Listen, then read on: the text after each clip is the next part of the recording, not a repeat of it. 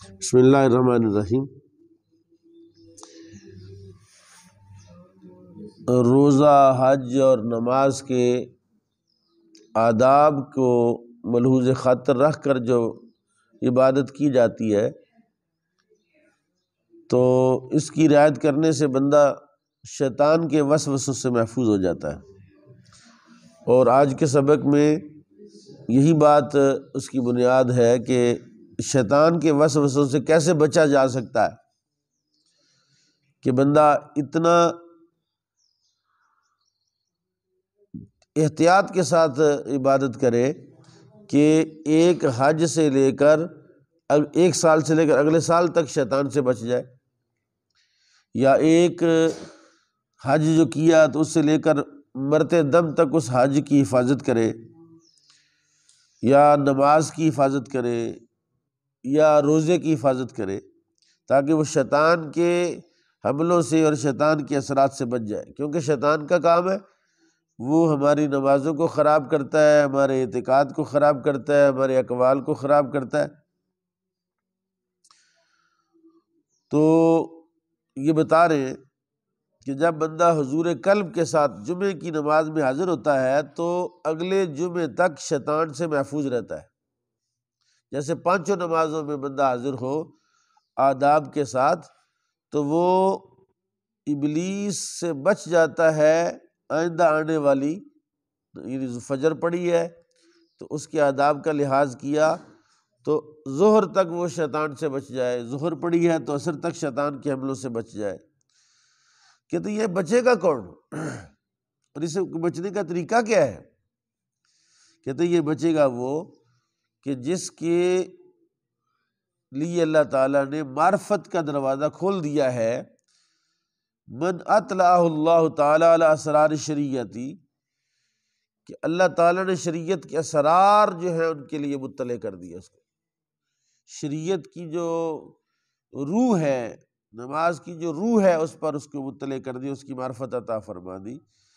یعنی ممن یصلون صلاۃ المامور بہا شرعا، یعنی وہ نماز شرعی طریقے سے ادا کرتے ہیں۔ اب نماز ادا کرنے کا طریقہ ہی نہیں سیکھا کسی سے، نماز کے فرائض، واجبات، سنتیں، آداب کا لحاظ نہیں کیا، تو وہ بندہ کہے کہ بھئی میں نماز پڑھ لی ہے۔ ابھی یہاں ایک عجیب مسئلہ جو میں کہتا ہوں سب سے عجیب مسئلہ ہے، میں نے تو اپنی زندگی میں اس سے عجیب مسئلہ کبھی نہیں پڑھا، نہ بیان کیا، نہ سنا۔ جی کہتے ہیں بخلاف اس بندے کے جو نماز عادتاً پڑھتا ہے، کانت صلاتہ عادیتاً، عادی طور پر آیا پڑھی نماز، چلا گیا، نماز پڑھی۔ کہتے ہیں قد سمعت شخصا مرۃ، ایک دفعہ میں نے سنا ایک بندے کو یقول لسیدی علی الخواص رحمہ اللہ تعالی، اس نے حضرت شیخ علی الخواص سے کہا اصلیتم العصر، آپ نے نماز پڑھ لی عصر کی؟ فسکت الشیخ، شیخ خاموش رہے، ولم یجبہ لحظۃ، کچھ دیر اس کو جواب نہیں دیا۔ ثم قال له، پھر اس بندے سے کہنے لگے لا تعد تقول علی مثل ذلک، آئندہ سے مجھے دوبارہ یہ لفظ نہ کہنا، کیونکہ اگر تو ایسا کہے گا تو مجھے خطرہ ہے فتوقعنی فی الکذب، میں جھوٹ میں گر جاؤں گا، مجھ سے جھوٹ واقع ہو جائے گا۔ اذ لا تسم صلاۃ الا ما حضر العبد فیہا مع ربی عز وجل من اولہا الی آخرہا بحیث لا یمر بخاطرہ فیہا الا حب اللہ تعالی، یعنی نماز، اس کو نماز کہہ ہی نہیں سکتے، اس کا نام نماز رکھا ہی نہیں جا سکتا جس میں بندہ اپنے رب کریم کی بارگاہ میں حاضر نہ رہے، بندہ حاضر نہ رہے اول سے لے کر آخر تک، یہاں تک اس کے دل میں ایک خیال بھی نہ گزرے، ایک وسوسہ بھی نہ گزرے سوائے اللہ کی محبت کے۔ وَقَوْنُهُ بَيْنَ يَدَيْهِ، اور یہ کہ وہ اللہ کے بارگاہ میں اللہ کے سامنے کھڑا ہوا ہے۔ وَمَا يَتَلَفَّظُ بِهِ، اور وہ جو تلفظ ادا کر رہا ہے وہ صحیح ہو۔ وَيَفْعَلُهُ مِنْ قِرَاتِهِ وَذِكْرٍ وَرُكوعٍ وَسُجُودٍ، ونحو ذالک، یعنی جو کچھ بھی ادا کرے، قرات کرے، ذکر کرے، رکوع کرے، سجود کرے، تو اس طرح کرے جس طرح کے کرنے کا حق ہے۔ فقال الرجل، اس بندے نے کہا قبلہ، فماذا اقول لکم اذا اردت ان اسالکم عن مثل ذلک، اگر پھر میں یہ نہیں پوچھ سکتا کہ آپ نے عصر کی نماز پڑھ لی کہ نہیں پڑھ لی، تو اگر میں پوچھنا چاہوں یہ بات آپ سے تو کن لفظوں سے پوچھوں، کیا پوچھوں آپ سے؟ فقال لہ، انہوں نے کہا قل لی، تم نے مجھ سے پوچھنا ہے تو یہ نہیں پوچھنا کہ نماز پڑھ لی کہ نہیں پڑھ لی، تم نے مجھ سے پوچھنا ہے حل قمت وقعدت مع الناس فی الوقت ام لا، کیا لوگوں کے ساتھ تو کھڑا ہوا، لوگوں کے ساتھ تو بیٹھا وقت کے اندر یا نہیں بیٹھا، یعنی لوگوں کے ساتھ حاضری دی کہ نہیں دی، یہ پوچھ سکتے، یہ نہیں پوچھ سکتے کہ نماز پڑھ لی کہ نہیں پڑھ لی، کیونکہ نماز پڑھنے کا جو اصل حق ہے وہ تو ادا ہی نہیں کر سکتا کوئی، یا میں تو ادا نہیں کر سکتا، تو مجھے خطرہ ہے کہ میں تم سے کہوں جی میں نے عصر پڑھ لی ہے تو میں نے پڑھی نہ ہو، یعنی پڑھ کے بھی نہ پڑھی ہو، پڑھ کے بھی اس کی قرات صحیح نہ ہو، اس کا تلفظ صحیح نہ ہو، اس کا رکوع صحیح نہ ہو، اس کا سجود صحیح نہ ہو، پھر یہ کہ میں اللہ کے دربار میں کھڑا ہوں، کھڑے ہونے کے آداب نہ ہو، تو پھر میری نماز میں کہوں میں نے پڑھ لی ہے تو میں نے تو جھوٹ بولا ہے، کیونکہ جو نماز کا حق ہی نہیں ادا ہوا۔ جی حضرت فضیل بن عیاض فرماتے ہیں لقد ادرک الناس وهم ينزهون صومهم عن الضحك فيه، ہم نے لوگوں کو پایا ہے کہ وہ اپنے روزے کو بھی ہنسنے سے، کہکے سے، ایک کہکا ہوتا ہے نا، ایک دہک ہوتا ہے، دہک میں یہ صرف دانت نظر آتے، تبسم میں سے تو صرف ہونٹوں سے نظر آتا ہے، اور دہک کے اندر یہ جو داڑھیں ہیں پیچھے والی نظر آ جاتی ہے، اور کہکا تو پیچھے تک منہ نظر آتا ہے۔ کہتے ہیں ہم نے ایسے لوگوں کو پایا ہے کہ وہ اپنے روزے کو بھی وہ دہک سے بچاتے تھے، وَيَقُولُونَ، اور وہ فرماتے تھے إِنَّهُ شَهْرُ الْمُسَابَقَةِ إِلَى الْخَيْرَاتِ لَا شَهْرُ الضِّحْكِ وَاللَّعْبِ وَالْغَفْلَةِ، یہ جو مہینہ ہے رمضان شریف کا، یہ نیکیوں کے مقابلے کا مہینہ ہے، نہ یہ کہ یہ ہنسنے کا اور کھیل کا اور غفلت کا مہینہ ہے۔ ایسے لوگ ہم نے پائے ہیں، ہم نے ان کی زیارت کی۔ حضرت فضیل بن عیاض یہ کس دور کے؟ حضرت فضیل بن عیاض حضرت حسن بصری کے پوتے مرید ہیں، جی شیخ عبد الواحد کے مرید ہیں،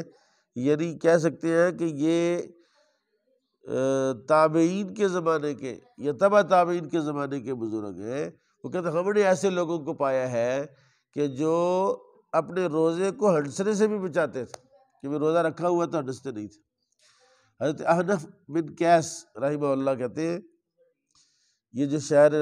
صوم ہے نا، رمضان شریف ہے، شہر صوم ہے، جی یہ شہر الجوع، بھوک کا مہینہ ہے، فمن لم یجع فیہ حتی یتغیر جلدہ ولا یحصل علی طائل من صومہ، کہتے ہیں جس بندے نے جو بھوکا نہیں رہا یہاں تک اس کی چمڑی بدل گئی، بھوکا رہ رہ کے بندے کی چمڑی ہی جناب وہ کمزور ہو گئی ہے، چمڑی سے پتہ چلے، اگر ایسا نہیں ہے تو اس نے روزے کی بنیاد کو، روزے کی تائل یعنی روزے کے نیچے والے حصے کو نہیں پایا۔ وقد کان فضیل بن عیاض رحمہ اللہ یقول من لم یحبس جمیع جوارحہ عن المعاصی فہو مفطر وان جاع، کہتے ہیں جس بندے نے اپنے آپ کو اعضائے جوارح کس کہتے ہیں؟ ہاتھ، پاؤں، آنکھیں، کان، منہ، یہ اعضائے جوارح ہیں، کہتے ہیں ان کے ساتھ اگر اس کو اس نے سارے گناہوں سے نہیں روکا تو وہ مفطر ہے، روزہ دار نہیں ہے، بے روزہ ہے، روزہ خور ہے، اگرچہ بھوکا ہی رہے وہ روزہ دار نہیں ہے۔ وَمَنْ حَبَسَ جَوَارِحَهُ فَهُوَ الصَّائِمُ حَقِيقَةً، اور جس نے اپنے جوارح کو اور اپنے اعضاء کو، اپنی آنکھوں کو، اپنے کانوں کو اور اپنی زبان کو اور اپنے ہاتھوں کو اور پاؤں کو جس نے روکا ہے، گناہوں سے بند کیا ہے، حقیقت میں وہ روزے دار ہے۔ وَقُلْتُ، حضرت امام شرانی کہتے ہیں، میں کہتا ہوں والمراد بہ کالمفتری فی نقص الاجر فی احکام الآخرتی، یعنی انہوں نے کہا مفطر ہے، روزہ خور ہے، تو روزہ خور کا کیا مطلب ہے کہ اس کا روزہ ہی نہیں؟ کہتا ہے نہیں، اس کا مطلب ہے کہ وہ مفطر ہے کہ اس کو احکام آخرت کے احکام میں اجر میں وہ نقص کر دیا، یعنی آخرت میں اس کو روزے کا وہ اتنا اجر نہیں ملے گا جتنا اجر کا وہ حق دار وہ ہوتا ہے جو اس کے آداب کا لحاظ کرتا ہے۔ حضرت سفیان بن عیینہ رحمہ اللہ آپ فرماتے ہیں حج علی بن حسین، حضرت علی بن حسین نے حج کیا، حضرت علی بن حسین بن علی بن ابی طالب، یعنی امام زین العابدین، کہ تو انہوں نے حج کیا، فلما احرم، جب انہوں نے احرام باندھ لیا، واستوت بہ راحلتہ، اور جب ان کی سواری تیار ہو گئی، اصفر لونہ، اس کا رنگ پیلا پڑ گیا، حضرت امام زین العابدین کا رنگ پیلا پڑ گیا، وتغیر، اور بدل گیا، وانتفض،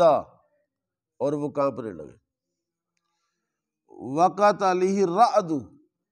اور ان پر ایک روب طاری ہو گیا، ولم یستطع ان یلبی من الہیبۃ، وہ استطاعت نہیں رکھتے تھے کہ وہ تلبیہ پڑھیں ہیبت کی وجہ سے، فقالوا له الا تلبی، ان سے کہا لوگوں نے جناب آپ تلبیہ نہیں پڑھیں گے، لبیک اللہم لبیک لبیک، تلبیہ نہیں پڑھیں گے؟ فقال اخشى ان اقول، مجھے ڈر ہے کہ میں کہوں لبیک فیقال لی، تو مجھ سے کہا جائے لا لبیک ولا سعدیک، فقیل له لا بد من قولک، ان سے کہا حضور یہ تلبیہ پڑھنا پڑتا ہے احرام باندھ کے 3 مرتبہ۔ کیا ہے احرام کے آداب؟ کہ جب آپ نے احرام باندھ لیا اور جب آپ نے عمرے کی یا حج کی نیت کی تو 1 مرتبہ پڑھنا واجب اور 3 مرتبہ پڑھنا سنت۔ کیا؟ لبیک اللہم لبیک لبیک لا شریک لک لبیک ان الحمد والنعمت لک والملک لا شریک لک، یہ 1 مرتبہ پڑھنا واجب اور 3 مرتبہ پڑھنا، تو لوگوں نے کہا حضور یہ ضروری ہے، لا بدہ، لا ضروری ہے۔ فلما لبیا غشی علیہ، جب انہوں نے تلبیہ پڑھا تو بے ہوش ہو کے گر گئے، وسقط عن راحلتہ، اور اپنی سواری سے ہی گر گئے، وہ جو کجاوا اس میں سے گر سے، ولم یزل یعتریہ ذالک حتی قضی حجہ، اور وہ یہی حالت رہی ان کی، جی ڈرتے ڈرتے جو بھی کرتے، ڈرتے ڈرتے کرتے، یہاں تک کہ حج جو ہے وہ پورا ہو گیا۔ ولما قبل الحجر الاسود، جب انہوں نے حجر اسود کا بوسہ لی، آج یہ چیزیں تو کہاں آپ کو ملیں گی، آج یہ چیزیں ہمیں دستیاب نہیں ہیں، آج تو ریاکاری ہی ریاکاری ہے، دکھلاوا ہی دکھلاوا ہے، اور اللہ تعالیٰ کی طرف نگاہیں کم ہیں، لوگوں کی طرف نگاہیں زیادہ ہیں، لوگوں کا لحاظ زیادہ ہے اور اللہ کا لحاظ کم ہے، اور اکثر کا تو اللہ کے ساتھ تعلق ہے ہی نہیں، بس کہتا ہے کوئی مجھے دیکھ رہا ہے تو پھر بڑا چوڑا ہو جاتا ہے، اور جب کوئی نہیں دیکھ رہا تو وہ سست رہتا ہے۔ کہتے ہیں جب انہوں نے حجر اسود کا بوسہ لیا، قال لولا ان رسول اللہ صلی اللہ علیہ وسلم قبلک وقضا اصحابہ رضی اللہ عنہم ما قبلتک، اگر رسول اللہ نے تجھ کو بوسہ نہ دیا ہوتا اور ان کے صحابہ نے بوسہ نہ دیا ہوتا تو میں کبھی بھی تیرا بوسہ نہ لیتا۔ قلت،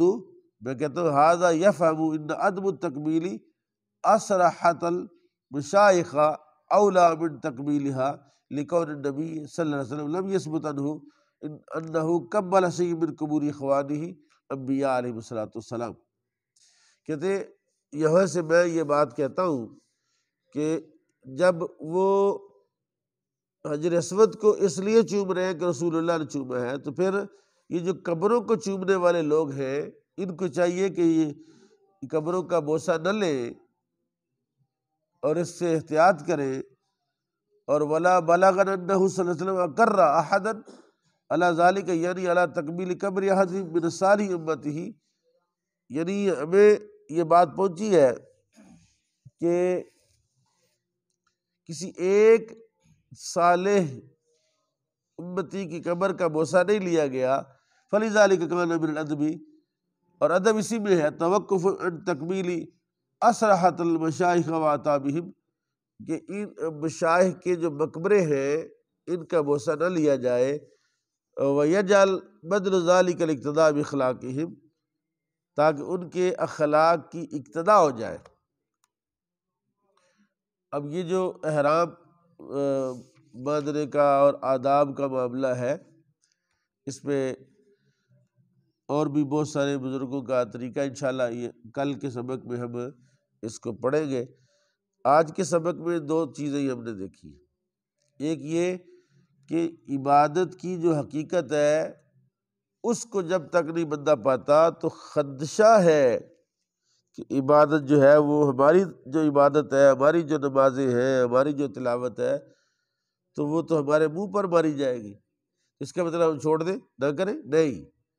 اس کا مطلب ہے کہ ہمیں عبادت کی روح کو پہچاننے کی کوشش کرنی چاہیے اور کہیں سے اس کی تلاش کرنی چاہیے کہ ایسی نماز جو اس کے آداب کے ساتھ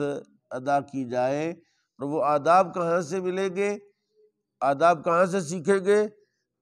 جب ہمارے پاس وقت ہوگا نماز کے احکام سیکھنے کا، نیکی سیکھنے کا، تقویٰ سیکھنے کا، پھر ہم سیکھنے کے لیے آ جائیں گے۔ اور اگر ہمارے پاس سیکھنے کا وقت نہیں ہے تو پھر ہم وہ نہیں سیکھیں گے، اور پھر ہماری نمازوں کا اور ہماری عبادات کا یہی حال ہوگا۔ اللہ تعالیٰ ہمیں ایسی کیفیت سے محفوظ فرمائے۔